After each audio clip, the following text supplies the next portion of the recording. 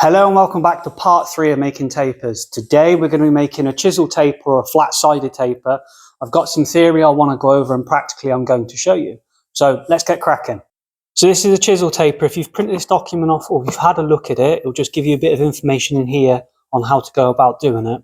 We're making a flat side taper. The principle's still the same. You're going to work on the end, but the difference being you're going to focus more of your hammer blows this way on your material, which can make your material flare out. So you do need to dress it in, where you're going to use heavier blows going this way and lighter blows going that way. If you were aiming to get a chisel shape like this, you could just focus more of your hammer blows and it would splay out. You want to dress it in so it's nice and parallel as you go along. Like on this one here, it's got nice parallel sides, roughly the same thickness as your material, but it tapers down quite nicely this way and it's nice and flat. For chisels and things, you might want that spread, but this is where you'd end up focusing more of your hammer blows going this way so it would splay out. Okay. One thing to remember when you are forging a chisel flat-sided taper is your angle of your bar. If I put this on my anvil and started forging it and my angle was out, you'd end up forging a bit of a lopsided taper, which we don't want. Keep it nice and flat along the anvil, prevents that, and you can focus your hammer flat as well. If your hammer's going flat, everything should be flat. If you start twisting and moving stuff, that's when your angles will be out. You won't get them no straight sides, and it'll all be in and out and going everywhere.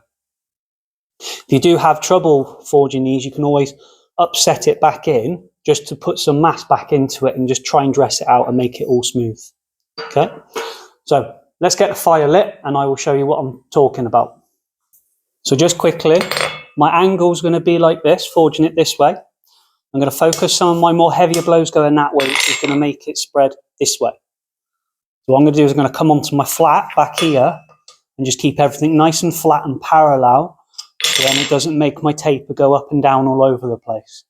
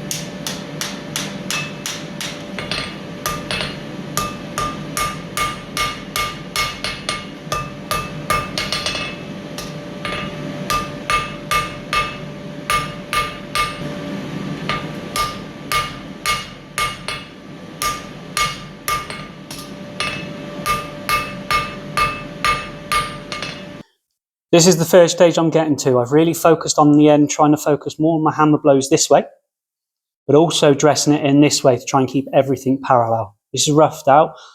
As you could see, I was losing a bit of the shape here, so it's always key early on to make sure you get the hammer that way and just bump it up to keep it flat.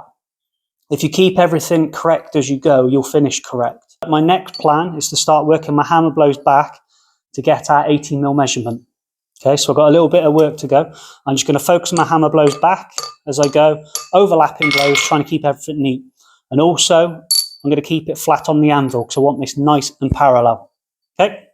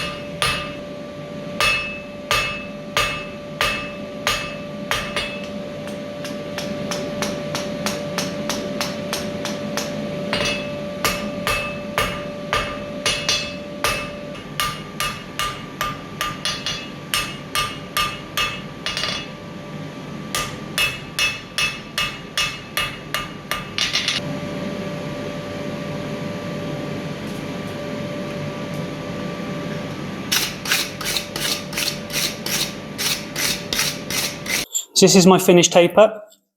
I'm looking at about 80 millimeters. This is the transition point right here.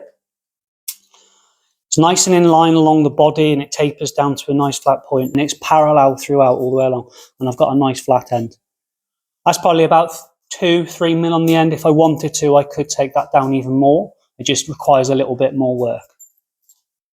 Okay. If you do have any questions, drop them in the comments below. Quick recap on chisel tapers. Focus your hand blows going more than one way. That will make the side come out, so you gently focus your hand blows going on the other side. Try and keep that nice and level. If your hand's too high or too low, your taper will be all over the place, and you don't want that. Try and bump the end up early on, keep it all nice and flat, and just try and keep everything nice and clean as you go. Make sure everything's nice and true in the middle of the bar, and it's not leaning over one way or the other, or this way or that way.